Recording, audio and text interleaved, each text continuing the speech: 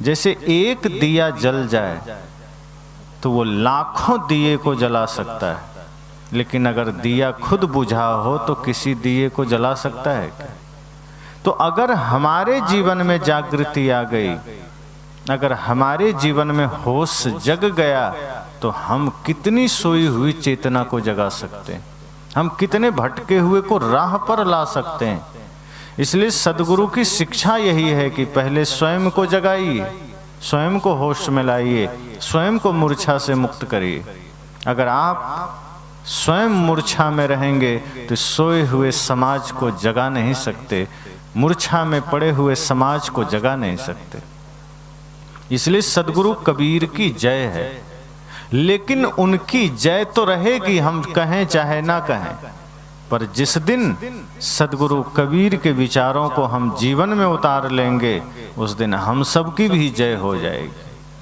और सदगुरु कबीर यही चाहते थे कि समस्त मानवता की जय हो सके, एक एक व्यक्ति की जय हो सके।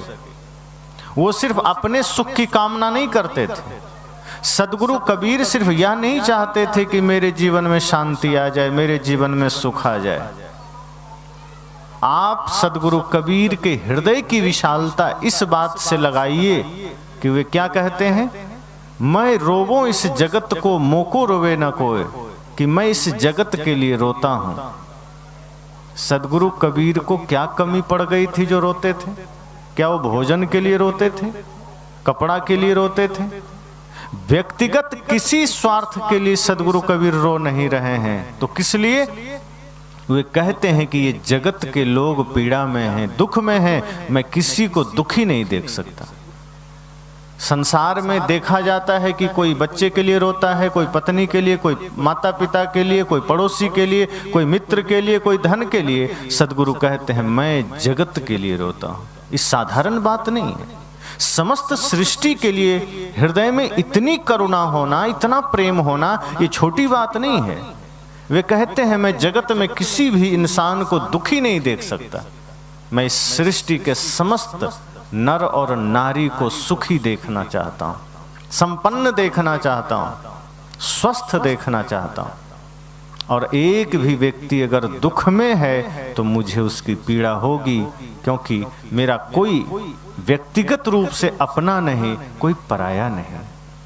वे तो कहते हैं कबीर खड़ा बाजार में मांगे सबकी खैर, ना काहू से दोस्ती ना काहू से बैर। वे कहते हैं मैं ऐसी जगह पर खड़ा हो गया जहां मेरा कोई दोस्त नहीं, कोई दुश्मन नहीं। एक किसी व्यक्ति से हम दोस्ती करेंगे तो कोई दुश्मन भी खड़ा होगा, किसी एक से मोह करेंगे तो किसी दूसरे से वितृष्णा भी होगी, लेकिन अगर हम किसी से मोह नहीं करेंगे तो सबसे प्रेम होगा। किसी एक से दोस्ती नहीं करेंगे तो सभी मित्र होंगे। सदगुरु कहते हैं मैं जगत की सुख की कामना करता हूँ, मैं जगत में शांति की कामना करता हूँ। मैं चाहता हूँ एक एक इंसान सुखी बने, एक एक व्यक्ति आनंदित बने, किसी के जीवन में कोई कष्ट, कोई क्लेश न रह जाए। एक बार सदगुरु कबीर अपनी कुटिया से निकलकर जा रहे थे तो रास्ते में नजर पड़ गई एक झोपड़ी की तरफ। उन्होंने देखा कि एक बूढ़ी माता चक्की चला रही थी, जिसको जांता कहते, वो चला रही थी। तो सदगुरु कबीर की नजर जैसे ही पड़ी तो वो रोने लगे। अब सब लोग आश्चर्य में पड़ गए कि ये बूढ़ी माता चक्की चला रही है, सदगुरु कबीर साहब रोने क्यों लगे, इसमें रोने की क्या बात? तो दो चार लोग इकट्ठे हो गए कि हे सदगुरु, आप इस छोटी सी बात पर रोने लगे, क्या बात है? इतना कहना ही था कि सदगुरु कबीर हंसने लगे। लोगों को और आश्चर्य हुआ कि सदगुरु कबीर साहब को क्या हो गया, अभी तो रो रहे थे, तुरंत हंसने लगे। तो लोगों ने पूछा, साहब आपका स्वास्थ्य तो ठीक है, आप बीमार तो नहीं हो गए, क्या हो गया अचानक आप रो रहे थे फिर हंसने लगे? सदगुरु कबीर ने कहा कि देख रहे हो बूढ़ी माता को चक्की चला रही, उस चक्की को मैंने देखा तो मुझे रोना आ गया। लोगों ने कहा इसमें कौन सी बड़ी बात है, वो 50 साल से चक्की चला रही और रोज चलाती है, और आप रोज गुजरते थे इधर से, आज ही रोना आ गया। इसमें हैरानी की क्या बात है, वो रोज चलाती, ये उसका काम है, और आप अचानक रो पड़े और फिर हंसने भी लगे। बात समझ में नहीं आई। सदगुरु कबीर ने कहा, बात यह है कि मैं उस चक्की को देख करके रो नहीं रहा हूं, वस्तुतः उस चक्की को देख करके मुझे एक दूसरी चक्की का ध्यान आ गया और इसलिए रोना आ गया। लोग को और बात समझ में नहीं आई, कहा और कौन सी चक्की और कहां की चक्की, और फिर रोना ही क्यों आया। सदगुरु कबीर ने कहा, देख रहे हो उस चक्की को, एक पार्ट नीचे है, दूसरा ऊपर है, बीच में एक लकड़ी का खूंटा है, कील है,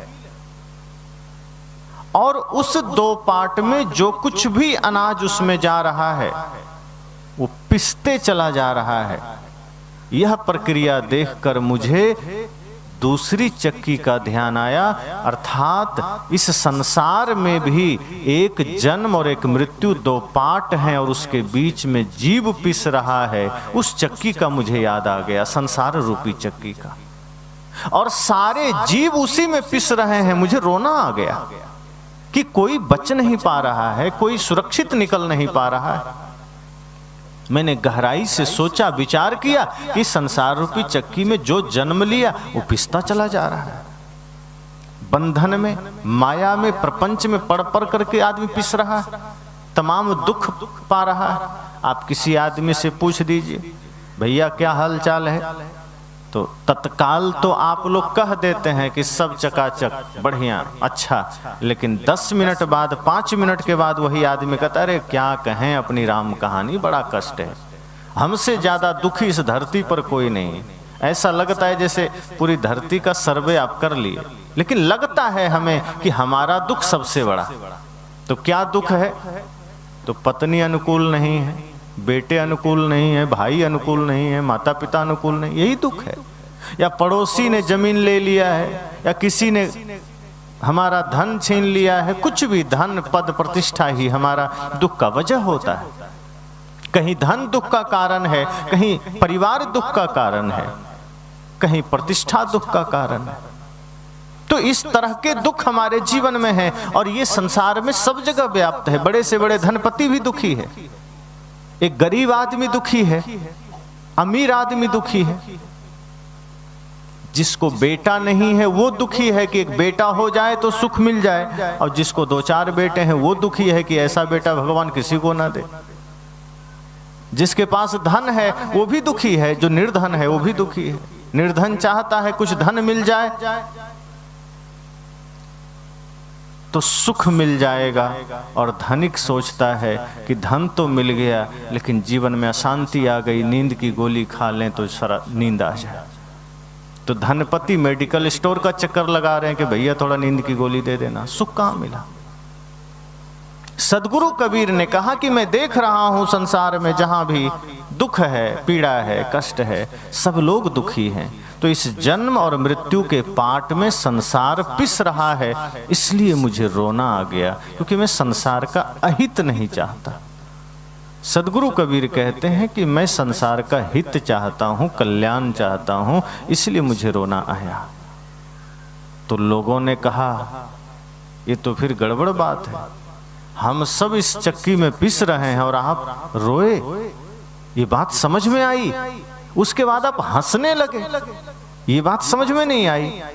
इस संसार का आदमी दुख में है, पीड़ा में है, कष्ट में है, चक्की में पिस रहा है, और आप हंस रहे हैं। सदगुरु कबीर ने कहा, मैं पिसने वालों पर नहीं हंस रहा हूं। जो लोग पिस रहे हैं, जो दुखी हो रहे हैं, जो कष्ट में है, उनके लिए तो मैं रोया, लेकिन हंसा उनके लिए जो बच रहे हैं। कहा कैसे?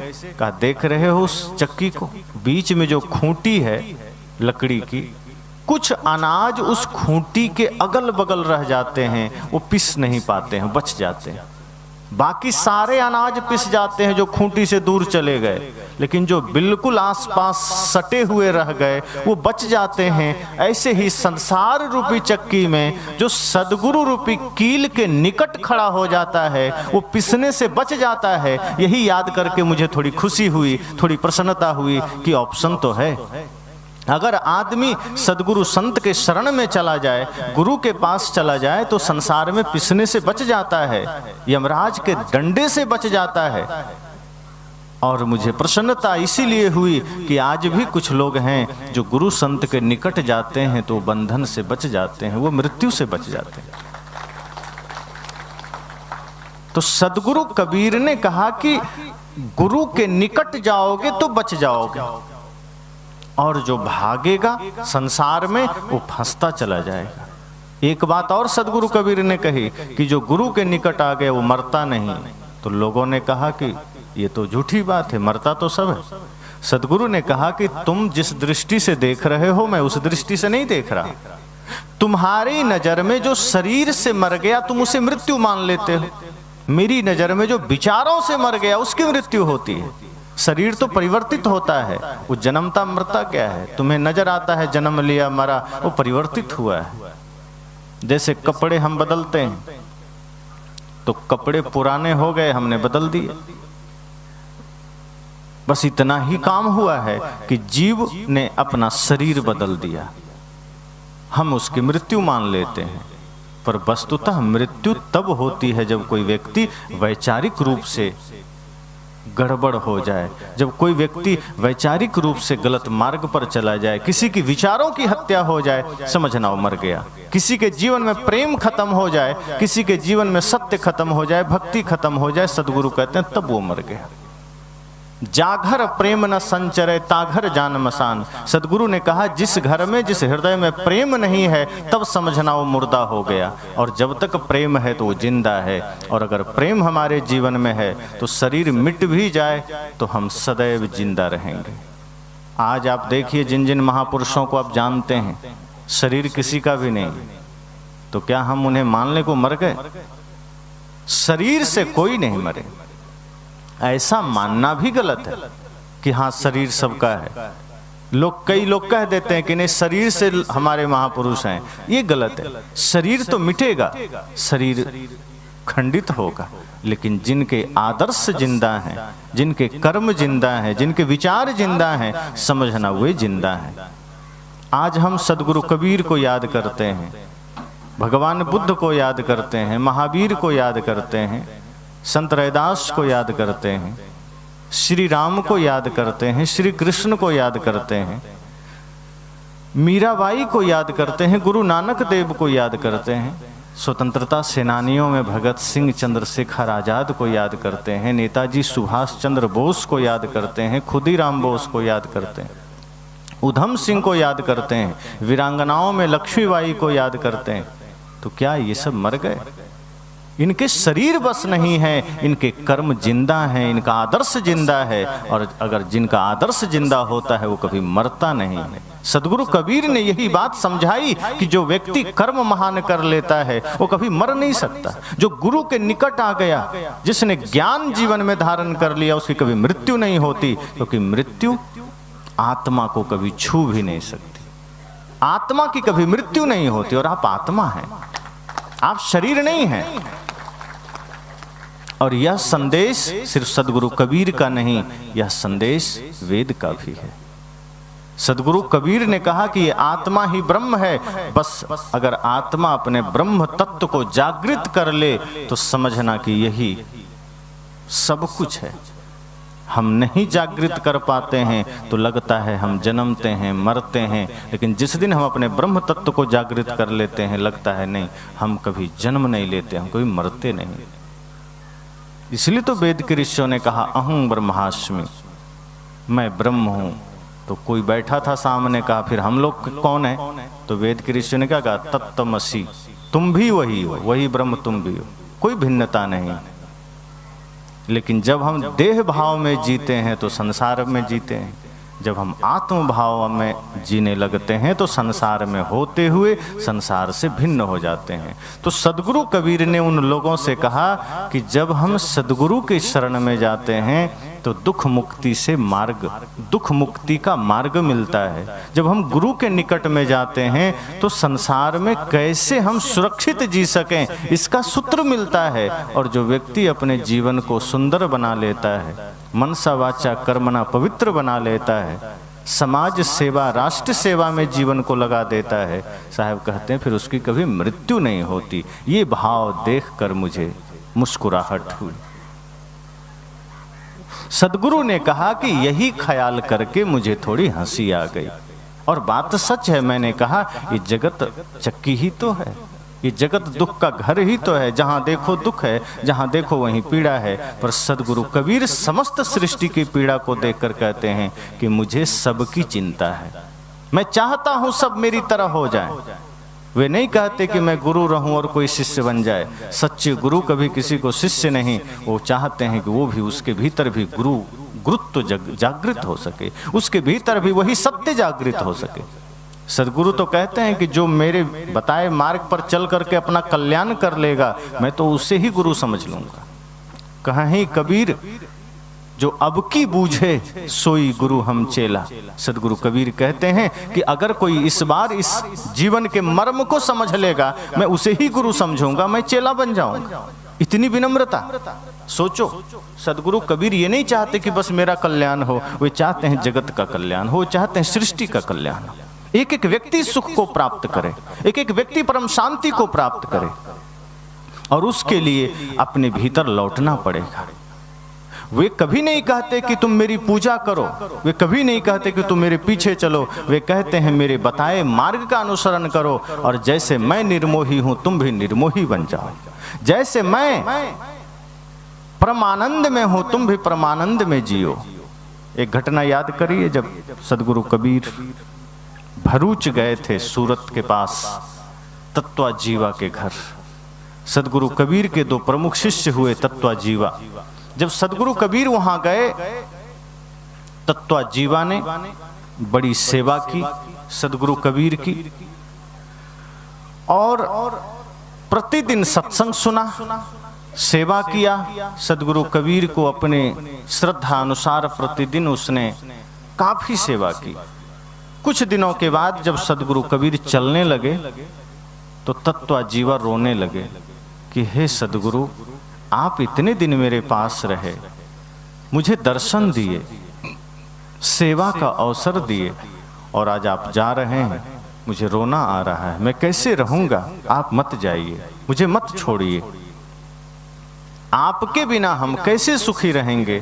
तो सदगुरु ने कहा इसका मतलब अब तुमने मुझे मेरा ज्ञान लिया ही नहीं। अगर तुम सच में मुझे चाहते हो, यह तुम्हें तय करना है कि क्या तुम सच में मुझे चाहते हो। कहा जी, प्राणों से अधिक चाहता हूं। तो सदगुरु ने कहा तुम मुझे चाहते हो कि मेरे शरीर को चाहते हो? तत्वाजीवा थोड़ा घबरा गए कि अब क्या उत्तर दूं। उन्होंने कहा आपको चाहते हैं। तो कहा शरीर जा रहा है, मैं थोड़े जा रहा हूं, और शरीर को चाहते हो तब तुम भले दुखी होगे, और शरीर नश्वर है, मेरा हो चाहे किसी का हो, और अगर तुमने शरीर को प्रेम किया है तो शरीर तो मिटेगा, वो प्रेम स्थिर नहीं रहेगा। और यदि तुमने मेरे ज्ञान को प्रेम किया है, अगर तुमने मेरे आदर्शों को प्रेम किया है, तो वो आदर्श, वो ज्ञान कभी मरेगा नहीं, वो ज्ञान शाश्वत है, वो सदा रहेगा।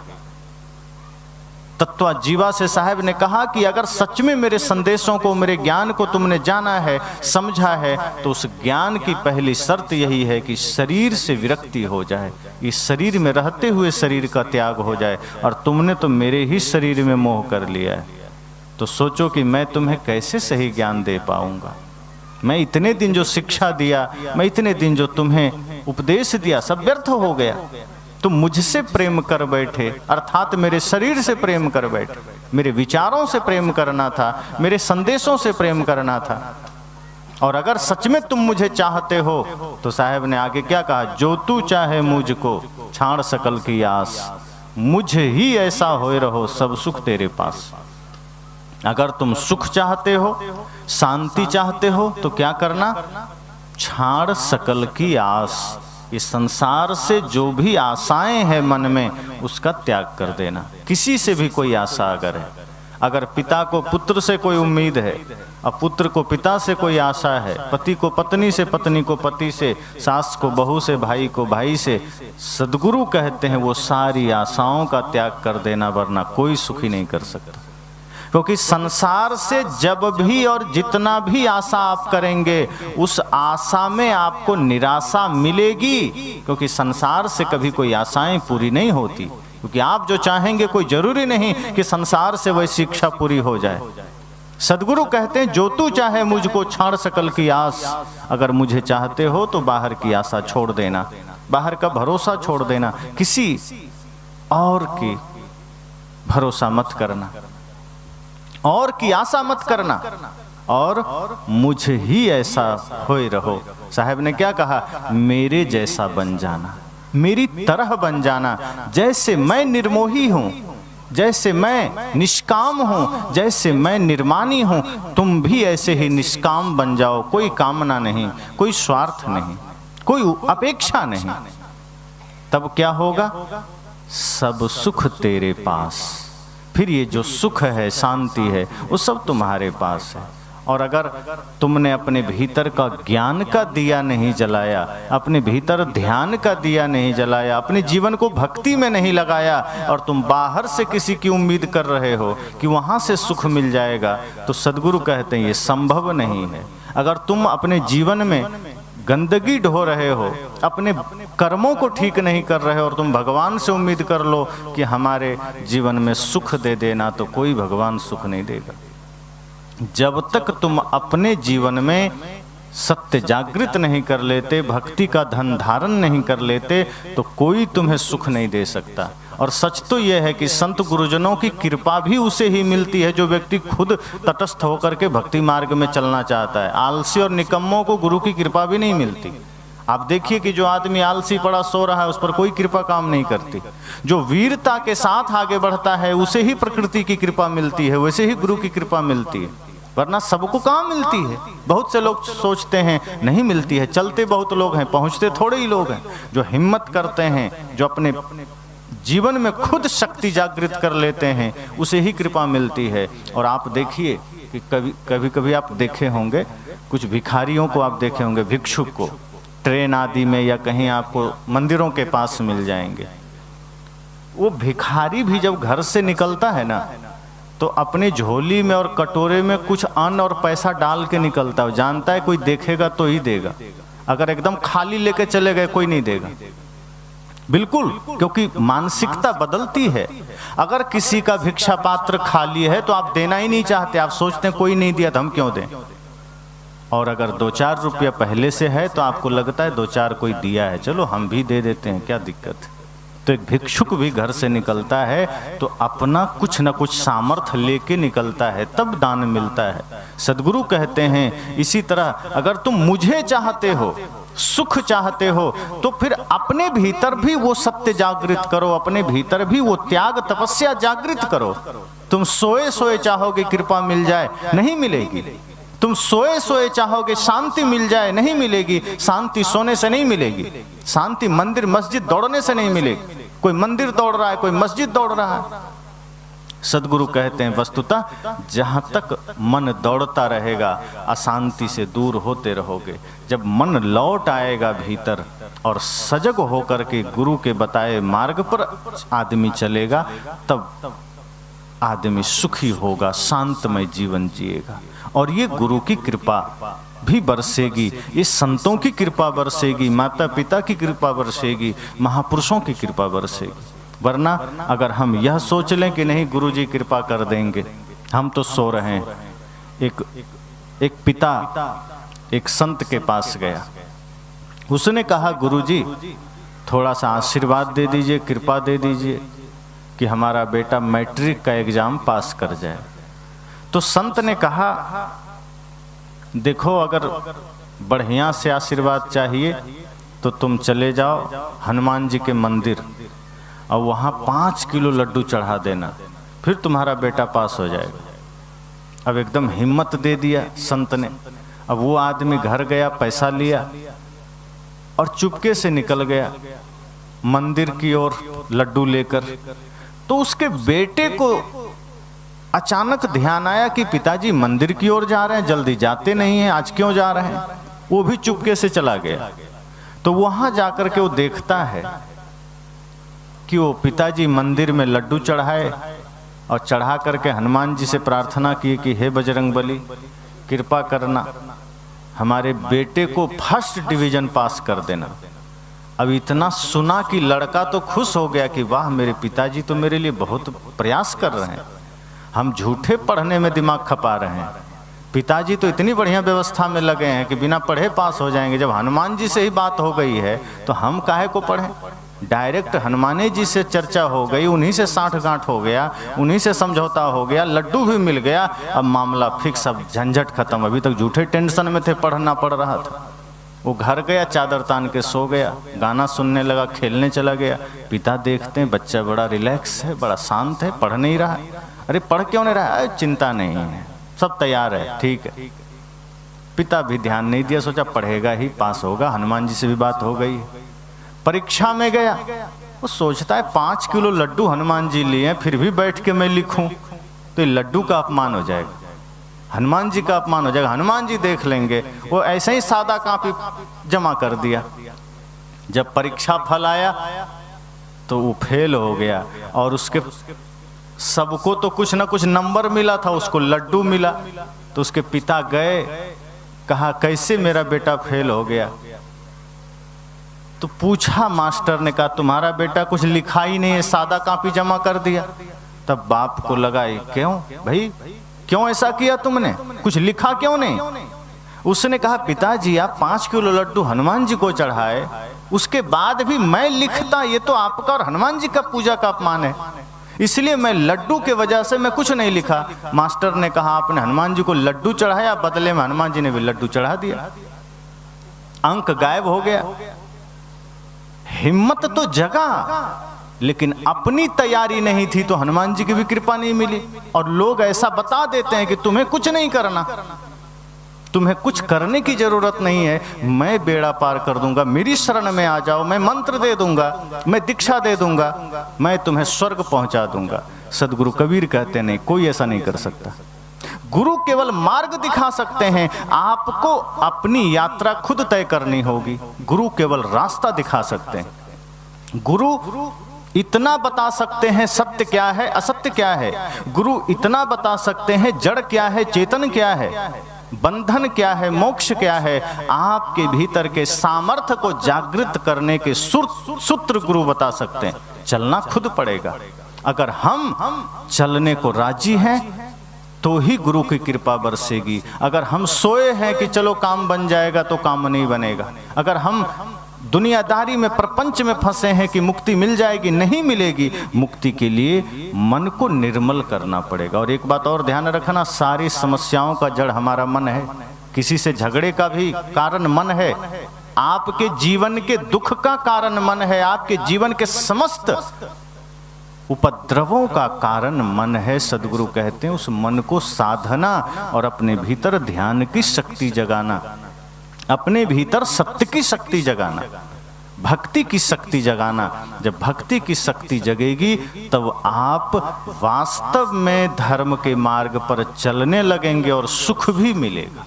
लेकिन अगर आप इस भरोसे में रहे, साहब ने कहा ना, जो तू चाहे मुझको छाड़ सकल की आस, अगर मुझे चाहते हो दूसरे की आशा को छोड़ देना, अपने बाहुबल की भरोसा करना। सदगुरु कबीर ने एक दोहा में और कहा, करू बहिया बल अपनी छाड़ बिरानी आस, जाके आंगन नदिया बहे सोकस मरे प्यास।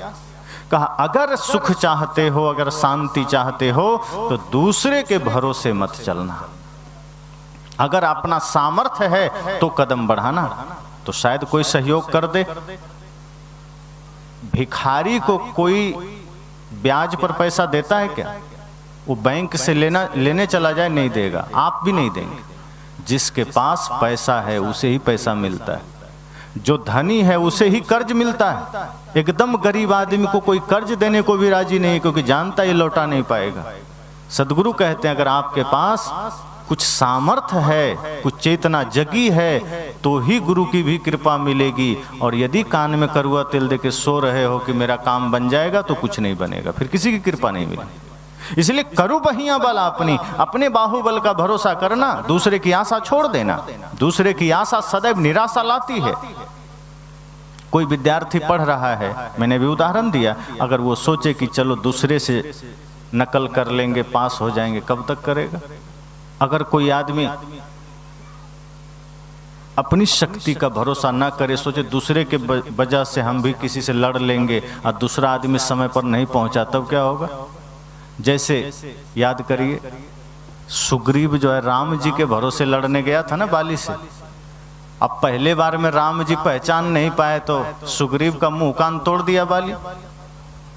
सब हिसाब किताब बराबर, अपनी शक्ति नहीं थी, राम के भरोसे गया था। लेकिन राम जी ने बाद में क्या कहा, कुछ तो अपनी शक्ति भी लगाओ, पूरा हम पर ही डिपेंड हो जाओगे तो मारे जाओगे। कुछ अपना भी सामर्थ्य लगाओ, कुछ अपना भी उद्यम करो। अगर तुम किसी और के भरोसे जाकर लड़ने चले गए, अपनी शक्ति नहीं है, तो वहां से भी हाथ पैर तुड़वा के आओ। सदगुरु कहते हैं किसी भी क्षेत्र में अपनी शक्ति को भी जगाना। और अपनी शक्ति मतलब क्या?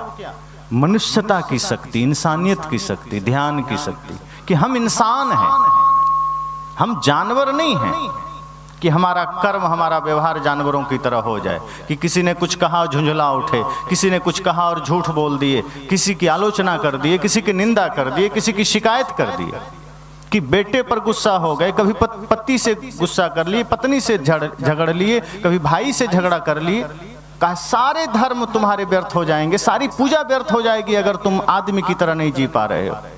सदगुरु कहते हैं आदमी की तरह जियो, अपने भीतर प्रेम की शक्ति जगाओ, अपने भीतर धर्म की शक्ति जगाओ। सास बहू में हो ऐसा जियो जैसे माँ बेटी की तरह हो, भाई भाई में ऐसा जियो जैसे कि एक दूसरे में परमात्मा का दर्शन कर रहे हो। पूजा तो राम की कर रहे हैं, और यदि आचरण रावण का जी रहे हैं तो ये राम की पूजा कैसी? राम जी ने भरत के लिए पूरी गद्दी छोड़ दी, कोई इच्छा नहीं, कोई कष्ट नहीं, आनंद पूर्वक चले गए। बल्कि राम जी से जब लोगों ने पूछा कि आप किसका भजन करते हैं, आप किसका सुमिरन करते हैं, किसका जाप करते हैं? दुनिया तो राम का नाम जपती है, दुनिया के लोग राम राम करते हैं, लेकिन हे श्री राम आप किसको जपते हैं, आप किसको भजते हैं? तो राम जी ने क्या कहा, भरत सरिस को राम सनेही, जग जप राम राम जप जेही। उन्होंने कहा कि मैं भरत से प्यारा मेरे लिए और कौन हो सकता है। दुनिया मुझे भजती है, मेरा नाम जपती है, मैं भैया भरत को जपता हूं। प्रेम जगाइए। अगर किन्हीं की पूजा करते हैं तो उनकी पूजा का अर्थ ये कि नहीं कि उनके चित्र से और उनके शरीर से प्रेम कर बैठिए। उनकी पूजा का अर्थ है कि उनके चरित्र से प्रेम करिए। अगर राम की पूजा है तो राम का आदर्श जीवन में उतारिए, अपने भीतर वो आदर्श की शक्ति जगाइए। अगर कृष्ण की पूजा है तो कृष्ण का आदर्श जगाइए। अगर सदगुरु कबीर की पूजा है तो सदगुरु कबीर का आदर्श जगाइए। और जब अपने भीतर इस तरह से बाहुबल को जगा लेंगे, अपनी शक्ति अपने सामर्थ्य को जगा लेंगे, तब सदगुरु क्या कहते हैं, फिर तुम मुझे ही ऐसा होए रहो। फिर तुम्हारे भीतर भी वही शक्ति आ जाएगी, वही शांति आ जाएगी, वही आनंद आ जाएगा जो मेरे पास है। शांति पर सबका अधिकार है। इस धरती पर हर कोई को सुखी होने का हक है, हर किसी को हंसने का हक है। कितने लोग तो बरसों तक हंसी भूल जाते हैं, इतना दुख में जीवन होता है। कितने बूढ़े माँ बाप तो सिर्फ रोते रोते आगे का जीवन गुजारते हैं। एक वृद्धाश्रम में मैंने देखा,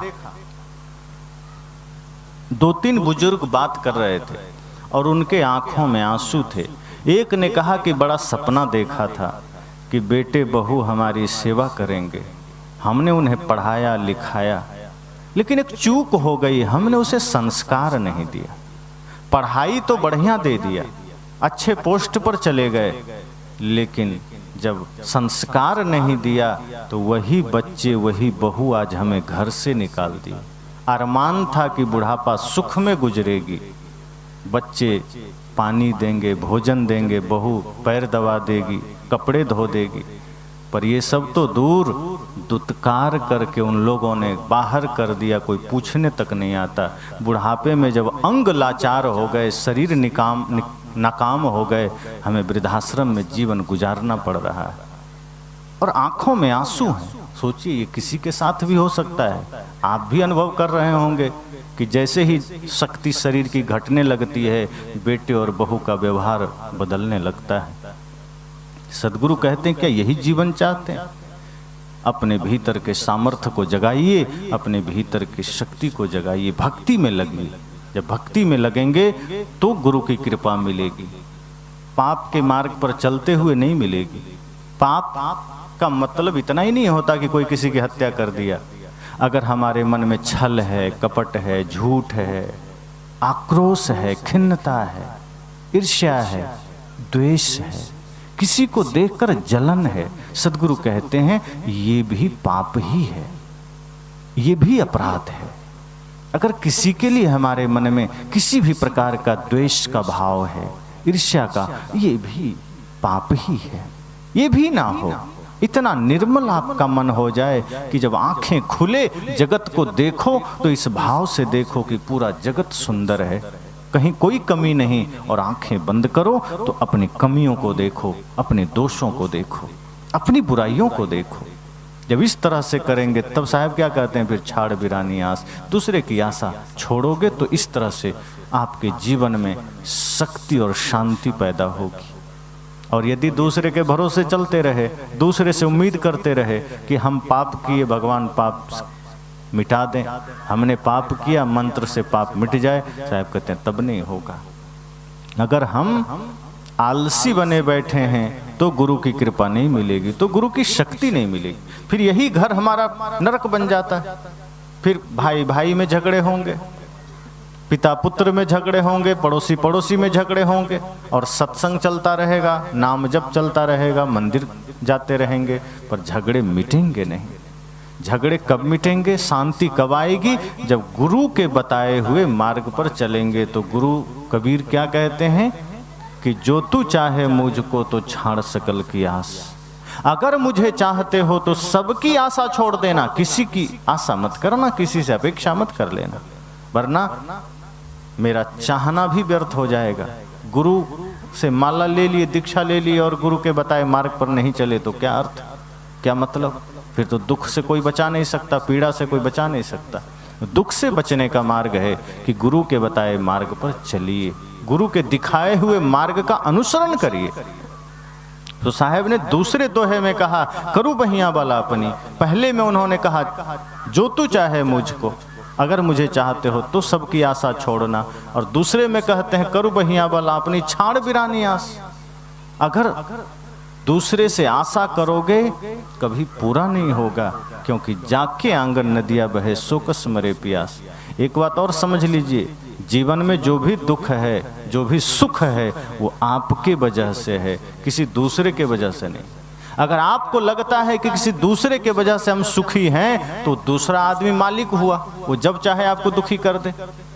अगर आपका सुख का आधार कोई दूसरा है तो मालिक तो वही हुआ ना, फिर तो वो जब चाहे आपको दुखी कर सकता है। जैसे टीवी का रिमोट होता है, तो जो चैनल किसी को लगाना होता है आदमी बटन दबा देता है। अब बूढ़े लोग हैं तो कभी आस्था चैनल लगा लेते हैं, संस्कार लगा लेते हैं, भक्ति चैनल लगा लेते हैं। थोड़ा सा जो जवान लोग हैं वो फिल्म लगा लिए, समाचार लगा लिए, न्यूज लगा लिए, या गाना वाना लगा लिए, क्रिकेट लगा लिए। लेकिन जो बच्चे लोग हैं वो कार्टून चैनल लगा लिए। पर टीवी वही है, रिमोट वही है, मालिक कौन है? जो रिमोट हाथ में पकड़ा है। उसका मन आया तो समाचार में चला गया, उसका मन किया तो क्रिकेट लग गया, उसका मन किया तो भजन चलने लगा। टीवी ने कहा कि नहीं हम भजन में चल रहे हैं तो समाचार में नहीं चलेंगे, क्योंकि उसको ये कहने का अधिकार ही नहीं है। आप मालिक हैं, आप चाहें तो टीवी में गाना लगा दें, आप चाहें तो उसमें भजन लगा दें, टीवी मना नहीं करेगी, क्योंकि आप मालिक हैं। इसी तरह हम सब भी दुखी कब होते हैं? जब अपने जीवन का रिमोट हम दूसरे के हाथ में दे देते हैं। अब दूसरा आदमी बटन दबा दिया, हम क्रोध में आ जाते हैं। दूसरा आदमी बटन दबाया, हम ईर्ष्या में आ जाते हैं। दूसरा आदमी जब चाहा हमसे क्रोध करवा लिया, दूसरा आदमी जब चाहा हमसे झगड़ा करवा लिया, दूसरा आदमी जब चाहा मेरे मुख से गाली निकलवा लिया। हम उसके गुलाम हो जाते हैं, वो जैसा चाहा हमें नचाने लगा। कोई चाहा तो हम सुखी हो गए, माला पहना दिया हम खुश हो गए, एकदम गुब्बारे की तरह फूल गए, और थोड़ा सा कोई सुई चुभो दिया गुब्बारा फट गया, दूसरा मालिक हो गया, आप कैसे सुखी होंगे? अगर कोई दूसरा आपका मालिक है तो आप सुखी हो ही नहीं सकते, फिर आप दुखी ही रहेंगे, क्योंकि बाहर कोई भी मालिक बनेगा वो स्थिर नहीं है, वो बदलता रहेगा। मान लीजिए कोई वस्तु ही आपका सुख का कारण बन गया, कि घर बढ़िया बना सुख का कारण है, और घर में अचानक दरार आ जाए, दीवारें गिर जाए, तो आप सुखी रहेंगे? क्योंकि घर आपके सुख का कारण था, घर टूट गया। बेटा सही मार्ग में चल रहा था, आप सुखी थे, कहीं गलत मार्ग में चल दिया, आप दुखी हो गए। पत्नी सुंदर है, आप सुखी थे, कहीं बुढ़ापा आ गई, आप दुखी हो गए। बाहर जो कुछ भी सुख का आधार बनेगा वो परिवर्तित होगा, वो बदलेगा, और आप दुखी होंगे। साहब कहते नहीं, दूसरे की आशा मत करना। जब जब दूसरे की आशा करेंगे दुख जीवन में आएगा। इसलिए करू बहिया बल आपनी, अपनी भरोसा कर, अपना भरोसा करना, अपने से उम्मीद करना, अपने भीतर की शक्ति को जगा करके चलना, कि यह मार्ग हमें ही तय करना है। अगर हम दूसरे के भरोसे चले तो हम आगे नहीं बढ़ पाएंगे। मैंने कहा ना कि अगर कोई विद्यार्थी ये सोचे कि मुझे नहीं पढ़ना है, नकल करके आगे बढ़ जाएंगे, तो कब तक बढ़ेगा? अब तो नहीं है जमाना। पहले लोग नकल कर भी लेते थे, पर नकल करने के लिए भी तो अकल चाहिए। अगर अकल नहीं है तो नकल कैसे करेगा? अब चीन देखिए, सब चीज का नकल कर लेता है, तो अकल है उसके पास, तब कर लेता है। पाकिस्तान क्यों नहीं कर पाता? पाकिस्तान सिर्फ आतंकवाद में नकल कर पाता है, बल्कि ओरिजिनल है उसका आतंकवाद, अच्छी चीजों में नकल नहीं करता। लेकिन चीन एक से एक इलेक्ट्रॉनिक चीजें लाकर खड़ा कर देता है, उसके लिए अकल चाहिए। अच्छा लोगों का अगर हम कुछ अनुसरण करना चाहें, महान लोगों का अनुसरण करना चाहें, तो उसके लिए भी तो ज्ञान चाहिए। पर समस्या ये भी है कि अच्छे लोगों का अनुसरण हम करते नहीं। संत मीराबाई या माता शबरी का या माता सीता का हम अनुसरण नहीं करते हैं। मंथरा वाला जीवन जरूर माताओं में कभी कभी आ जाती है। विदुर जी का अनुसरण आप नहीं करते हैं, लेकिन शकुनी का कर लेते हैं। शकुनी कपट चाल चलता था, लोग घर में कपट करने लग जाते हैं। राम का अनुसरण नहीं करते हैं, लेकिन रावण का कर लेते हैं भाई को लात मारने के लिए।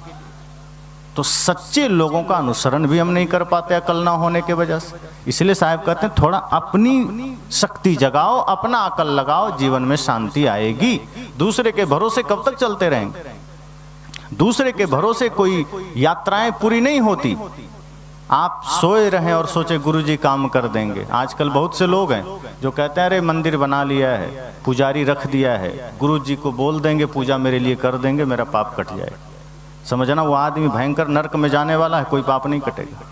पाप तब कटता है जब व्यक्ति खुद धर्म में लगता है, खुद ध्यान में लगता है, खुद सत्संग में लगता है। हम दूसरे के भरोसे कब तक आगे बढ़ेंगे? इन बातों को स्पष्ट करने के लिए एक कहानी कहूं। ऐसे ही दो मित्र थे, दोनों में बड़ा प्रेम था, बड़ी मित्रता थी, गाढ़ी दोस्ती थी। एक था बुद्धू और एक था बुद्धिमान। एक पढ़ने में बड़ा तेज था और एक पढ़ने में उतना ही बैल, पढ़ता नहीं था, दिमाग से जिसको कहते हैं ना पैदल। लेकिन उसकी रुचि क्रिकेट में थी, फिल्मी गाने सुनना, क्रिकेट देखना और इधर उधर नशा आदि कर लेना छोटा मोटा। पढ़ता नहीं था, लेकिन जो बुद्धिमान था बेचारा वो सुशील था, तेज तो था ही, पढ़ता था और सोचता था मित्र है कोई बात नहीं, चलो हेल्प कर देंगे। तो जब परीक्षा का समय आता तो वो जो बुद्धू था वो देख करके लिख देता, पास हो जाता। पहले सीसीटीवी नहीं होते थे, आजकल परीक्षा हॉल में सीसीटीवी लग गए। अब कड़ाई नहीं हो, कड़ाई इतनी हो गई कि कोई चोरी नहीं कर सकता। पहले ऐसा नहीं था, अगल बगल बैठता था, दोनों लिख करके पास हो जाता। इस तरह करते करते पहला दूसरा तीसरा ऐसे ही क्लास पास करते चला गया। अब उसका हौसला और बढ़ गया कि मुझे पढ़ने की जरूरत नहीं, मित्र तो पढ़ ही रहा है, अच्छा है मैं क्रिकेट खेलता हूँ। उसको तो ये लग गया कि जब मैं पढ़ूंगा ही तो क्रिकेट कौन खेलेगा, अब बिना पढ़े पास हो जा रहा हूँ। मित्र मेरा बड़ा अच्छा मिल गया, जो पढ़ता है मेहनत करता है, उसके वजह से हम भी पास हो जाते हैं। तो पहले का समय था परीक्षा देख करके पास हो जाता था। धीरे धीरे 12वीं पास कर गया, पहले कम पढ़े लिखे लोग भी नौकरी पा जाते थे। तो 12वीं में ही उसने भर दिया फॉर्म, नौकरी का वैकेंसी निकला, फॉर्म भर दिया, पास हो गया दोनों। इंटरव्यू के लिए बुलाया गया तो जो बुद्धिमान था उसका रोल नंबर पहले था, वो पहले गया। ये बुद्धू भी साथ में गया। कहा मित्र लाज रख लेना, अब तक तुमने मेरा साथ दिया है। कहा जहाँ तक बन पड़ेगा साथ देंगे ही। तो बुद्धू तैयारी नहीं किया था, वो क्रिकेट खेलता था, गाना सुनता था, मौज मस्ती करता था। और जो बुद्धिमान था बेचारा दिन रात पढ़ कर गया था, सब जानता था। वो जानता था जो भी पूछेगा उत्तर दे दूंगा। और ये सोच कर गया था बुद्धू कि जो भी पूछा जाएगा मेरा मित्र तो है ही, वो बता देगा, वैसा ही लिख दूंगा। उसको पता ही नहीं था कि यहाँ लिखित वाला नहीं है, मौखिक है, पूछने वाला है। उसको ये पता ही नहीं था। वो इसी भूल में पहुंच गया, तैयारी थी नहीं। तो पहले जो बुद्धिमान था वो अंदर गया। तो शिक्षक ने, जो इंटरव्यू के शिक्षक थे, उन्होंने कहा बेटा 5 सवाल करूंगा, अगर तुमने 5 के उत्तर सही सही दे दिए तो तुम्हारी नौकरी पक्की। कहा ठीक है सर। तो पहला प्रश्न पूछा, बताओ भारत के प्रधानमंत्री का क्या नाम है? उसने कहा सर, उस समय अटल बिहारी वाजपेयी प्रधानमंत्री थे। कहा सर ये अटल बिहारी वाजपेयी। कहा बहुत बढ़िया, सही जवाब दिया तुमने। दूसरा प्रश्न, बताओ वे अभी कहाँ से आए हैं? तो उस समय श्री अटल बिहारी वाजपेयी अमेरिका से लौटे थे। तो बुद्धिमान विद्यार्थी ने कहा सर वे अभी अमेरिका से आए हैं। कहा बहुत बढ़िया, इसका भी जवाब तुमने ठीक दिया, बहुत बहुत शुभकामनाएं। तीसरा प्रश्न, ये बताओ पृथ्वी कैसी है? तुरंत बुद्धिमान ने कहा सर कुछ लोग कहते हैं गोल है, कुछ लोग कहते हैं चपटी है, वैज्ञानिक अभी खोज कर रहे हैं। चौथा प्रश्न, भारत को स्वतंत्रता कब मिली? बुद्धिमान ने कहा सर प्रक्रिया तो 1857 में ही शुरू हो गई, पर सफलता 1947 को मिली। कहा ये भी बहुत बढ़िया जवाब दिया तुमने, अब बस अंतिम प्रश्न का उत्तर दे दो, तुम्हारी नौकरी पक्की। कहा ये बताओ भारत की लड़ाई में, आज़ादी की लड़ाई में कौन कौन से लोग शामिल थे? कहा सर किसी एक का नाम लेना उचित नहीं होगा, बहुत से लोग शामिल थे। कहा ये भी जवाब ठीक है, संतोषजनक है, तुम्हारी नौकरी पक्की। अब बुद्धिमान तो बेचारा खुश हो गया, नाचता कूदता बाहर आया और बाहर देखता है बेंच पर बुद्धू सिर लटकाए बैठा है, पसीना से भीग रहा है, सोच रहा है पता नहीं क्या होगा नहीं होगा। तब तक वो बाहर आया। कहा मित्र तुम हंस रहे हो, जरा बताओ क्या हुआ? कहा आज लिखने उखने वाला झंझट नहीं है, आज ऐसे ही मौखिक है। तब इसका दिमाग ठनका। कहा आज हम क्या करेंगे, लिखने का नहीं तो कैसे होगा? कहा हम क्या बताएं? कहा अरे तो जो पूछा गया वही प्रश्न जल्दी बता दो और उत्तर बता दो, हम भी जाके बोल देंगे वरना दिक्कत हो जाएगी। बुद्धिमान ने कहा देखो पहला प्रश्न पूछा भारत के प्रधानमंत्री का क्या नाम है, तो इसका उत्तर देना श्री अटल बिहारी वाजपेयी। और दूसरा प्रश्न वे अभी कहाँ से आए हैं, इतना कहा ही था उधर घंटी बज गई। अब घंटी बजी तो बुद्धू ने कहा मित्र अगर तुम प्रश्न और उत्तर दोनों बताते रहे तो हमारा समय निकल जाएगा, फिर नौकरी तो ऐसे भी नहीं मिलेगी। ऐसा करो जल्दी जल्दी सिर्फ क्रम से उत्तर बता दो, मैं वही रट करके वहां जवाब दे दूंगा। कहा ठीक है, तुम भी ठीक कहते हो। तो कहा देखो पहले प्रश्न का उत्तर देना श्री अटल बिहारी वाजपेयी, दूसरे प्रश्न का उत्तर देना अमेरिका से आए हैं, तीसरे प्रश्न का उत्तर देना कुछ लोग कहते हैं गोल है, कुछ लोग कहते हैं चपटी है, वैज्ञानिक अभी खोज कर रहे हैं, चौथे प्रश्न का उत्तर देना प्रक्रिया 1857 में शुरू हुई, सफलता 1947 को मिली, और अंतिम प्रश्न का उत्तर देना किसी एक का नाम लेना उचित नहीं, कई लोग शामिल थे। कहा ठीक ठीक बिल्कुल। अब वो एकदम धीरे धीरे प्रश्न को 1 2 3 4 5 के क्रम में बोलते हुए मन ही मन बढ़ने लगा। वो सोचा कहीं पहला दूसरा तीसरा में इधर उधर ना हो जाए, क्रम से रहना चाहिए, कहीं चौथे के जगह तीसरा बोल दिया, दूसरा के जगह पांचवा बोल दिया तो गड़बड़ हो जाएगी। इसलिए सोचा पहला दूसरा तीसरा चौथा पांचवा क्रम से एकदम मेहनत करते जा रहा है, धीरे धीरे धीरे धीरे याद भी करना है, क्रम भी सही रखना है, क्रम भी ना बिगड़ जाए। अब इतनी मेहनत अगर वो पहले किया होता तो शायद किसी की जरूरत ना पड़ती, लेकिन अब उसको मेहनत करनी पड़ रही है। अब वो क्रम से प्रश्न को हिसाब से उत्तर याद करते हुए अंदर पहुंच गया। कब अंदर पहुंच गया पता ही नहीं चला, क्योंकि ध्यान तो उत्तर को क्रम में याद करने की है, उत्तर को क्रम से याद करते जा रहा है। अंदर चला गया, ठंडी का समय, उसको पसीना आ रहा है, शिक्षक ने देखा कि ठंडी का समय है, इसके शरीर पर पसीना है, लगता है घबराया हुआ है, कहीं इसको हम कठिन सवाल कर दिए, बेचारा उत्तर ही नहीं दे पाएगा। चलो पहले हाल चाल पूछ लेते हैं। अब उसको पता भी नहीं है कि मैं रूम में पहुंच गया हूं, वो तो बस ध्यान लगा रहा है कि पहला, दूसरा, तीसरा, चौथा, पांचवा। तभी शिक्षक ने सिर पर हाथ रखा, कंधे पर, कहा बेटा तुम्हारा नाम क्या है? अचानक उसे लगा पहला प्रश्न आ गया। कहा सर अटल बिहारी वाजपेयी। जैसे ही कहा तब मास्टर को लगा ये प्रधानमंत्री हमारे बीच कहां से आ गए। फिर सोचा हो सकता है एक ही नाम के कई व्यक्ति होते हैं, इसका भी नाम होगा अटल बिहारी वाजपेयी, कोई हर्ज नहीं। कहा अच्छा बेटा तुम कहां से आए हो? उसे लगा दूसरा प्रश्न शुरू हो गया। कहा सर अमेरिका से। तब मास्टर का दिमाग चकराया। कहा मेरा विज्ञापन बिहार के लिए ही अमेरिका से यहां नौकरी करने आ गए। तब कहा बेवकूफ तुम्हारी बुद्धि कैसी है? उसे लगा ये तीसरा प्रश्न शुरू हुआ। कहा सर कुछ लोग कहते हैं गोल है, कुछ लोग कहते हैं चपटी है, वैज्ञानिक अभी खोज कर रहे हैं। अब तो मास्टर को गुस्से से पारा 7वें आसमान पर चला गया। कहा बेवकूफ तू कब पैदा हो गया? उसे लगा ये चौथा प्रश्न है। कहा सर प्रक्रिया 1857 में शुरू हुई थी, सफलता 1947 को मिली। मास्टर साहब का तो दिमाग और चकराया, सिर पर हाथ रखा। कहा बेवकूफ तुझे किसने पैदा कर दिया? उसे लगा ये 5वां है। कहा सर किसी एक का नाम लेना उचित नहीं होगा, बहुत से लोग शामिल थे। और मास्टर ने धक्का मारकर विद्यार्थी को बाहर कर दिया। कहा नालायक तू जा, तेरे जैसे लोग नौकरी नहीं पाया करते। धक्के खाकर वो बाहर आया। बुद्धिमान ने कहा क्या हुआ मित्र? कहा सब खो गया। कहा क्यों? कहा मैंने सोचा कि जो तुमसे पूछा गया वही मुझसे पूछा जाएगा, पर सब उल्टा हो गया। कहा जीवन में जब तुम दूसरों के भरोसे चलोगे तो आखिर में यही होता है। अगर तुम अपनी तैयारी किए होते तो शायद इतना तुम्हें पता होता कि वो पूछ क्या रहा है, पर तुमने तैयारी अपनी की नहीं थी, तुमने भरोसा मेरा किया था, मैंने तो साथ दिया, लेकिन तुम अपनी तैयारी से नहीं गए थे तो मेरा साथ भी तेरा भला ना कर सका। इसलिए जीवन में सदैव ये सजगता रखना कि किसी और के वजह से आपके जीवन में कभी कोई शांति घटित नहीं हो सकती, कोई दूसरा आपके सुख दुख का कारण नहीं बन सकता। हमारा मन, हमारा जीवन, हमारी स्वतंत्रता। कोई दूसरे को दुख सुख नहीं देता, कोई दूसरे को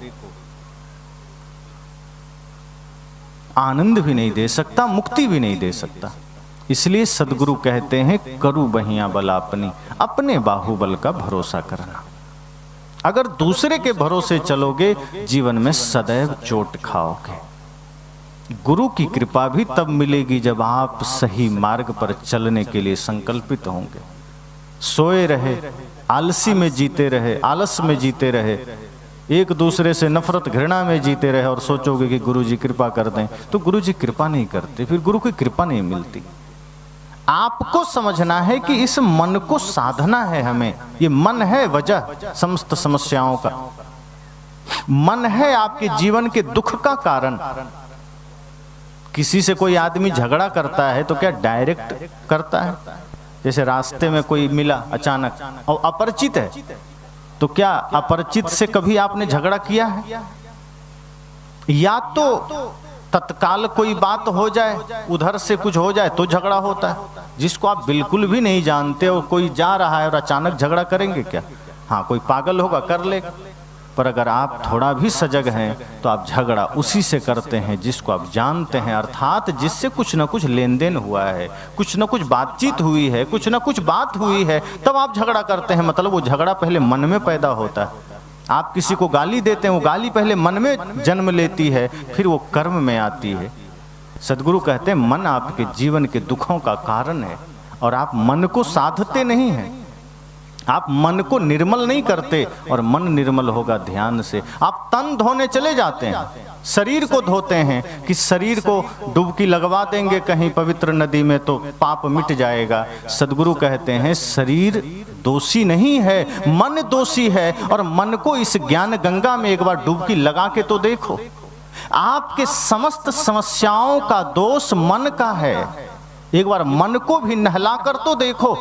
मन गंदा है, तन को साधा, तन को नहलाया, तन को सजाया, मन को गंदा छोड़ दिया।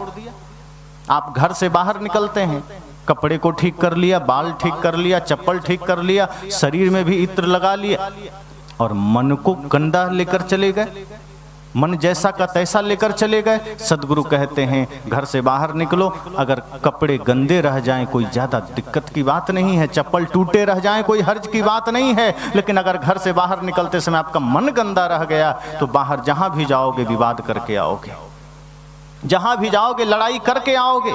इसलिए घर से निकलो तो कपड़े साधारण भी हैं, कोई चिंता नहीं, लेकिन मन को निर्मल करके निकलना, मन को पवित्र करके निकलना। इसलिए अनूप जलोटा जी भजन गाते हैं ना, धोना था मन भूल गया तो धोता रहा तन मल मल के,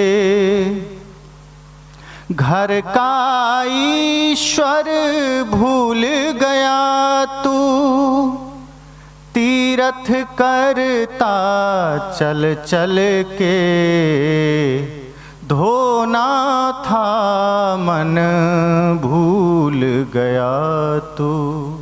कहते हैं मन को धोना था, नहीं धोया। उपद्रव का कारण मन है, दुख का कारण मन है, हमारे जीवन की समस्त समस्याओं का कारण मन है। इसलिए यह सत्संग वह ज्ञान गंगा है जहां मन को धोया जा सकता है। और एक बात और कह दूं, अंतिम सत्र है, सदैव यह ध्यान रखना, आप सत्संग में कितनी देर बैठे हैं ये कोई महत्व का नहीं है, सत्संग आप में कितना बैठा है यही महत्व बनेगा, यही महत्वपूर्ण होगा। इसलिए आप 2 मिनट ही बैठो, कोई हर्ज नहीं, लेकिन सत्संग आपके अंदर बैठ जाए। कोई 10-10 घंटे बैठा है और सत्संग भीतर नहीं आया तो कोई मतलब नहीं है। इसलिए यह ध्यान रखिए कि सत्संग हमारे जीवन में आ जाए। पंडाल से निकलें तो भी, घर में रहें तो भी, बाजार में रहें तो भी। ऐसा नहीं कि इस पंडाल से निकले तो सत्संग यहीं झाड़ के चल दिए, जैसे धूल झाड़े सत्संग भी झाड़ दिए, तभी तो विवाद होते हैं। घर गए तो लड़ाई क्यों होती है, सत्संग यहीं झाड़ दिए। जहाँ किसी से विवाद की संभावना है, अगर सत्संग हृदय में रहे तो कोई विवाद नहीं हो पाएगा। जिस हृदय में सत्संग को रखना था, जिस हृदय में संत गुरुजनों को रखना था, वहां हमने कचड़े डाल रखे हैं, वहां हमने राक्षसों को बिठा रखा है। इसलिए जीवन में समस्याएं आती है। इसलिए आज हम जो चाहते हैं वो कर नहीं पाते हैं। चाहते तो सब अच्छा है, मैंने कल कहा था सब चाहते हैं बेटा श्रवण कुमार बने, पर आप माता पिता सही बनना नहीं चाहते, और बुढ़ापे में आपको ये झेलना पड़ता है, ये पाना पड़ता है। ये दुख आपको ऐसे नहीं मिलता, अपने ही कर्मों का फल है। अगर आज वृद्धाश्रम भारत में खुल रहे हैं तो ये भारत का दुर्भाग्य है।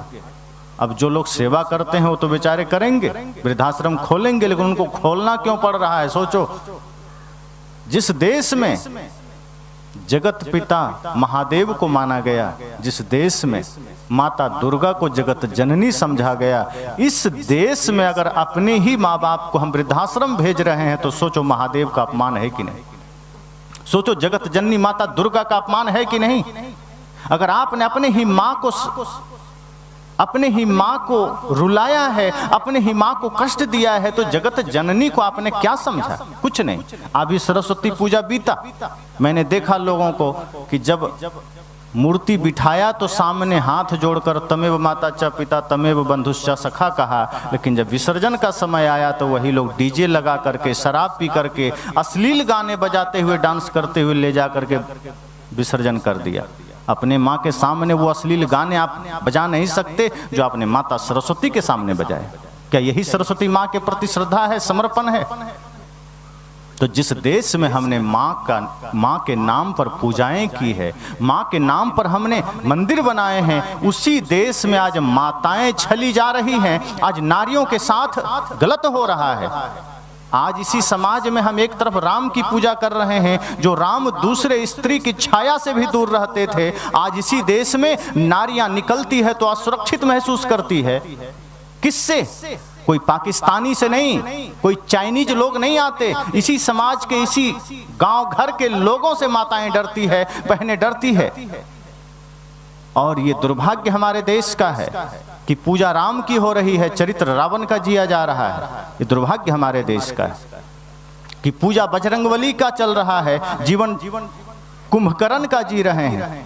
सदगुरु कबीर इसी पाखंड का विरोध किए कि अपनी शक्ति को जगाओ, देखो, आंखें खोलो, अपने भीतर अगर सार्थक और सकारात्मक शक्ति को जगाओगे तो समाज में चल पाओगे, तब तुम कुछ कर पाओगे, वरना नकारात्मकता और बुराई की शक्ति से तुम खुद राक्षस बन गए, समाज को तुम डरा रहे हो। संत तो यहां तक कहते हैं कि अपने को इतना सामर्थ्यशाली बना लो, इतना धार्मिक बना लो, इतना पवित्र बना लो कि अगर आप कहीं खड़े हैं और कोई माँ बहन बेटी बगल से गुजर जाए तो उसको लगे कि नहीं, मेरा कोई भाई, मेरा कोई पुत्र, मेरा कोई पिता खड़ा है मेरी रक्षा के लिए, मुझे घबराने की जरूरत नहीं है। लेकिन अगर आपसे ही किसी माँ बहन बेटी को आंखें चुरा के जाना पड़े तो धिक्कार है ऐसे जीवन को। और इंतजार कर रहे हो कि कोई राम आएंगे दुनिया बदल देंगे, कि कोई कृष्ण आएंगे दुनिया बदल देंगे, कोई हनुमान आएंगे दुनिया बदल देंगे, वे नहीं आएंगे। आपको अपने भीतर के राम, अपने भीतर के कृष्ण को जगाना होगा, अपने भीतर के रावण को मारना होगा, आपको अपने भीतर के आसुरी प्रवृत्ति को मारना होगा। और जिस दिन आपने अपने भीतर के रावण का वध किया, हर व्यक्ति के भीतर एक राम का जन्म होगा, फिर ये समाज पूरा अयोध्या धाम बन सकता है, ये देश अयोध्या धाम बन सकता है। लेकिन हमने ही अपने नीच कर्मों से इस देश का कबाड़ा किया है। आपने वो गीत सुना है, कर चले हम फिदा जाने तन साथियों, उसमें एक पंक्ति आती है, तोड़ दो हाथ अगर हाथ उठने लगे, छूने पाए न सीता का दामन कोई, राम भी तुम ही लक्ष्मण साथियों, अब तुम्हारे हवाले वतन साथियों, कर चले हम फिदा जाने तन साथियों, अब तुम्हारे हवाले वतन साथियों। भगत सिंह मानो फांसी के फंदे को चूमने जा रहे हों और वो देशवासियों से कह रहे हैं कि कर चले हम फिदा, अब हम जा रहे हैं, लेकिन अब तुम्हारे हवाले वतन साथियों। एक बात गौर करना, हमारे वो वीर पुत्र ने, हमारे उस महान सपूत ने हंसते हुए फांसी के फंदे को स्वीकार किया। एक बात और याद दिला दूं कि हमारे भारत की माताएं वीर पुत्रों को जन्म देती रही हैं, महान पुत्रों को जन्म देती रही हैं, वीर वीरांगनाओं की जन्मदात्री रही हैं हमारी भारत की माताएं, सती साध्वियों की जन्मदात्री रही हैं, ऋषि मुनियों की जन्मदात्री रही हैं। लेकिन आज थोड़ा सा कुसंग और थोड़ा सा नैतिक पतन ऐसा आया कि आज हमारे समाज में विघटन का जो भयंकर दृश्य नजर आता है, ये दुर्भाग्य का संकेत है, विनाश का संकेत है। वो उस माता को याद करो, भगत सिंह की मां को। कहा जाता है कि भगत सिंह जब जेल में थे और उनकी मां से कहा गया कि मिल लो, अंतिम इच्छा क्या है, मिल लो। वो मिलने गई तो थोड़े से आंखों में आंसू आए, तो भगत सिंह ने कहा, मां तुम्हारे आंखों में आंसू? का आंसू इसलिए नहीं है कि तुम जा रहे हो, आंसू इसलिए है कि तुम्हारे जैसे और 100 पुत्र मेरे होते तो मैं सबको देश के लिए कुर्बान कर देती। अगर ऐसी माताएं हो तो क्या देश में कोई समस्या रह सकती है क्या? तो भगत सिंह ने क्या कहा, अब तुम्हारे हवाले वतन साथियों। वहां उन्होंने ये नहीं कहा कि अब राम जी के हवाले वतन साथियों, कि अब कृष्ण जी के हवाले, हनुमान जी के हवाले, नहीं, अब तुम्हारे हवाले। क्यों? अब राम हमें बनना है, चलो राम के पद चिन्हों पर अब इतिहास बदलना है। और उस गीत में आपने एक पंक्ति सुनी कि राम भी तुम ही लक्ष्मण साथियों। भगत सिंह कहते हैं कि चिंता मत करो, अब अपने भीतर के राम को जगाओ, अपने भीतर के कृष्ण को जगाओ। राक्षसों को तो जगा लिया तुमने, अपने भीतर के आसुरी प्रवृत्ति को तुमने बहुत जगा लिया, अब उसे मिटाने का समय आ गया, अब उसे नष्ट करने का समय आ गया। अपने भीतर के देवत्व को जगाओ, अपने भीतर की सकारात्मक शक्ति को जगाओ, राम की शक्ति को जगाओ। और जब ये जगेगा तब देखना ये जीवन की सार्थकता होगी, ये जीवन का असली उद्देश्य की पूर्ति होगी। तब आप इस समाज के लिए वरदान बनेंगे, वरना हम तो अभिशाप बनते जा रहे हैं। हम राष्ट्र निर्माण के सहायक नहीं बन रहे हैं, हम राष्ट्र के विनाश में सहायक बन रहे हैं। अगर हम एक भी गलत कदम उठाते हैं तो ये राष्ट्र निर्माण के लिए नहीं है, ये राष्ट्र के विनाश के लिए है। ये सदगुरु कबीर का मंच आपको जागृत करता है। ये मंच किसी को बांटने के लिए नहीं है, ये मंच मत पंथ संप्रदायों में समाज को बांटने के लिए नहीं है। सदगुरु कबीर का ज्ञान संपूर्ण मानवता को एक सूत्र में बांधने के लिए है, एक राष्ट्रीयता के सूत्र में बांधने के लिए है कि हम सब पहले भारतीय हैं, और अगर हम भारतीयता के सूत्र में बंध गए तो समझना वही सबसे बड़ा धर्म है, वही सबसे बड़ा जीवन है। सारे जात पात के बाधाओं को मिटाना ये सदगुरु कबीर का लक्ष्य था। और उनका लक्ष्य था कि हर व्यक्ति के भीतर के राम को मैं जगा सकूं, हर व्यक्ति के भीतर के कृष्ण को मैं जगा सकूं, हर व्यक्ति के भीतर के सकारात्मक शक्ति को मैं जगा सकूं, ताकि वो इस समाज का कर्णधार बन सके। आज हम ही समाज के लिए बंटाढार का कारण बन रहे हैं, आज हम ही अपने माता पिता को दुख दे रहे हैं, आज हम ही अपने धर्म का अपमान कर रहे हैं। आज के बच्चे तिलक लगाने से घबराते हैं। एक व्यक्ति ने मेरे से कहा कि आप मुझे माला दे देंगे तो माला कैसे पहनेंगे, लोग क्या कहेंगे, तिलक कैसे लगाएंगे। मैंने कहा तुम्हें डूब मरना चाहिए। अरे जहां लोग नशा करते नहीं घबराते, जहां लोग गलत मार्ग पर जाने से थोड़ा सा भी नहीं घबराते, वहां तुम तिलक लगाने से लज्जा और शर्म महसूस कर रहे हो। जो आदमी पाप करने में शर्मिंदगी महसूस नहीं करता, जो आदमी नशा करने में शर्मिंदगी महसूस नहीं करता, जो आदमी गाली देने में शर्मिंदगी महसूस नहीं करता, अगर माथे पर तिलक लग जाए तो कैसी शर्मिंदगी। ये तो गौरव की बात है कि हमने धर्म का चिन्ह लगाया है, इसमें शर्मिंदगी की क्या बात है। अगर गले में माला आ जाए तो शर्मिंदगी की क्या बात है, ये तो गर्व की बात है। और आज हमारे भारत के युवाओं को ये सोचना चाहिए। आज बच्चों को आप माता पिता समझाइए, अपने बच्चों को भगत सिंह की कहानियां सुनाइए, अपने बच्चों को रामकृष्ण की कहानियां सुनाइए, उन्हें लक्ष्मीबाई की कहानियां सुनाइए, ताकि उसके भीतर का वीर भाव जागृत हो सके। और मैं तो कहता हूं, अगर आज आपने अपने बच्चों में से 4 भक्ति के भाव जागृत कर दिए तो समझना आपका दायित्व पूरा हो गया। 4 भक्ति क्या? मातृभक्ति, पितृभक्ति, गुरु भक्ति और राष्ट्र भक्ति। ये 4 भक्ति याद रखना, आपका काम पूरा हो जाएगा। इसलिए मैंने कहा कि ये सत्संग आपको शक्तिशाली बनाने के लिए है, आपको सामर्थ्यशाली बनाने के लिए है। और वो शक्ति परेशान करने के लिए नहीं है, वो शक्ति जगत कल्याण के लिए है, वो शक्ति समाज उत्थान के लिए है। आज समय है, कल रहे ना रहे। सोचो, खुदीराम बोस 18 वर्ष की अवस्था में देश के लिए शहीद हो गए। क्या उनको नहीं रहा होगा कि मैं भी कमाता, खाता, जीता, मौज मस्ती करता? क्यों अपने व्यक्तिगत स्वार्थों से किनारा कर लिया उन्होंने और देश के लिए शहीद हो गए? भगत सिंह 23 वर्ष की अवस्था में शहीद हो गए, और आज हम ये सोचते हैं कि नहीं, मुझे तो अपना खाने से चिंता, दुनिया जाए, देश जाए बाहर में। आज के युवाओं की यही चिंता होती है, मुझे खाना मिल जाए दुनिया से, मुझे क्या मतलब, देश से क्या मतलब। सोचो, यही बात अगर महाराणा प्रताप ने सोच ली होती तो क्या होता? यही बात भगत सिंह ने सोच ली होती तो क्या होता? महाराणा प्रताप जंगल में जाकर घास की रोटियां खाने को मजबूर हुए, किसके लिए? हम सब के लिए। भगत सिंह फांसी पर चढ़े, किसके लिए? हमारे लिए। और आज हम जातियों में बंट करके निजी स्वार्थ के लिए लड़े चले जा रहे हैं कि मुझे नौकरी मिल जाए, मुझे धन मिल जाए, दुनिया से मुझे क्या लेना देना।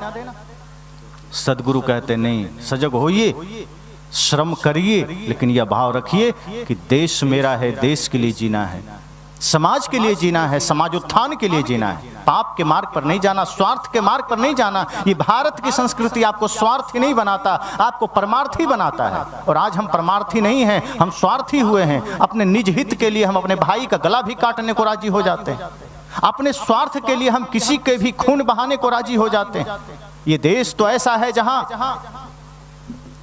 अपना बलिदान देकर के भी प्राणियों की रक्षा की जाती है। राजा शिवी ने अपना शरीर का मांस भी दान कर दिया था एक पक्षी की जान बचाने के लिए। हम उसी संस्कृति के लोग हैं। पन्नाधाय ने अपने बच्चे की बलि दे दी थी अपने राजा के पुत्र को बचाने के लिए। हम उस संस्कृति के लोग हैं, लेकिन आज हम अपने स्वार्थ के लिए अपने भाई का भी गर्दन काट देते हैं, अपने माँ बाप को भी वृद्धाश्रम भेज देते हैं। सदगुरु कहते हैं ये दुर्भाग्य है हमारे देश का। इसलिए ये सत्संग आपको जगाने के लिए है, आपको होश में लाने के लिए है कि आप होश में आइए। समय थोड़ा है जीवन का, पता नहीं कब मृत्यु कहाँ किस घड़ी आ जाए, कौन जानता है।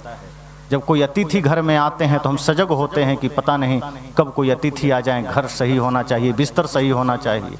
और मृत्यु रूपी अतिथि कब जीवन में आ जाए, हमने कुछ सही नहीं किया, मन गंदा है, हमारा हृदय गंदा है, हमारा विचार गंदा है। सदगुरु कहते हैं मन सही कर लेना, हृदय रूपी आंगन सही कर लेना, पता नहीं कब मृत्यु आ जाए। कुछ नेक काम कर लेना, माता पिता गुरु की सेवा कर जाना, राष्ट्र के लिए कुछ काम कर जाना। निजी स्वार्थों में जीते हुए आप बहुत आगे बढ़ जाएंगे, लेकिन अंततः मृत्यु की गोद में समा जाना है और सारा अस्तित्व खत्म हो जाएगा। बड़े बड़े धनपति हैं, मर जाएंगे, कोई नाम लेने वाला नहीं। सहारा के मालिक जब मरे तो अपने बेटे ही अग्नि संस्कार के लिए नहीं आए। धन में आप शिखर पर जा सकते हैं पर आपको कोई सुख नहीं मिलेगा, लेकिन अगर धर्म के शिखर पर आप चले गए तो अपने दुनिया भी आपको नमन करेगी, आपकी पूजा करेगी, आपको श्रद्धा से सम्मान देगी। इसलिए धन भी कमाइए, धर्म भी कमाइए। धन के पीछे इतना मत भाग जाइए कि धर्म छूट जाए। सदगुरु ये नहीं कहते कि भिखमंगा बन जाइए, धन कमाइए, सामर्थ्य जगाइए, रखिए अर्थ की शक्ति, क्योंकि आप उससे खाएंगे खिलाएंगे, लेकिन धर्म खोकर नहीं, इंसानियत खोकर नहीं, प्रेम खोकर नहीं। तो मैंने कहा ये सत्संग हम सबको जगाने के लिए, ये सत्संग हम सबको होश में लाने के लिए। और जब हम इस सत्संग में अपने मन को धोएंगे, अपने विचारों को धोएंगे, तो एक एक घर स्वर्ग बनेगा, एक एक व्यक्ति का जीवन स्वर्ग बनेगा। यही संकल्प हमारे संतों का रहा है, महापुरुषों का रहा है। यही सदगुरु कबीर का चिंतन रहा कि हर आदमी सुखी हो जाए। जब इस तरह से हम अपने जीवन में आगे बढ़ेंगे तो निश्चय ही सभी का जीवन सार्थक बनेगा, सभी का जीवन प्रेरणा स्रोत बनेगा एक दूसरे के लिए। जैसे आज हम अपने महापुरुषों को याद करके हम उनके मार्ग पर चलने की चेष्टा करते हैं। अगर हम अच्छा कर जाएंगे तो हम भी किसी को रास्ता दिखा सकेंगे, हम भी किसी का मार्गदर्शक बन सकेंगे। इस धरती पर हम सब मुसाफिर हैं, हम आए हैं, चले जाएंगे। जैसे कोई बाजार जाता है तो कोई अच्छा चीज खरीद के लाता है, कोई बुरा खरीद लाता है, कोई सब्जी खरीदता है, कोई मछली खरीद लेता है। अब उसके विवेक पर है वो क्या खरीदता है। कोई दूध खरीद कर लाता है, कोई शराब खरीद कर ले आता है। तो आपके विवेक पर है। हम सब भी इस धरती पर मुसाफिर की तरह आए हैं। सदगुरु कबीर ने कहा है अरे दिल गाफिल गफलत मत कर, एक दिन जम तेरे आवेगा रे। अरे दिल गाफिल गफलत मत कर, एक दिन जम तेरे आवेगा रे। सौदा करन को या जग आया, पूंजी लाया मूल गंवाया। सौदा करन को या जग आया, पूंजी लाया मूल गंवाया। प्रेम नगर का अंत न पाया, ज्यों आया त्यों जावेगा, ज्यों आया त्यों जावेगा रे। अरे दिल गाफिल गफलत मत कर, एक दिन जम तेरे आवेगा रे। सुन मेरे साजन सुन मेरे मीता, या जीवन में क्या क्या कीता। सुन मेरे साजन सुन मेरे मीता, या जीवन में क्या क्या कीता। सिर पाहन का बोझा लीता, आगे कौन छुड़ावेगा, आगे कौन छुड़ावेगा रे। अरे दिल गाफिल गफलत मत कर, एक दिन जम तेरे आवेगा रे। परली पार मोरा मीता खड़िया, उस मिलने को ध्यान न धरिया।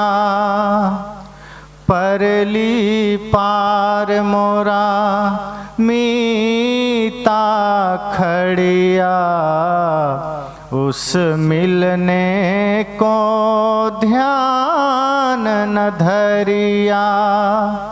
टूटा नाव ऊपर जा बैठा, गाफिल गोता खावेगा, गाफिल गोता खावेगा रे।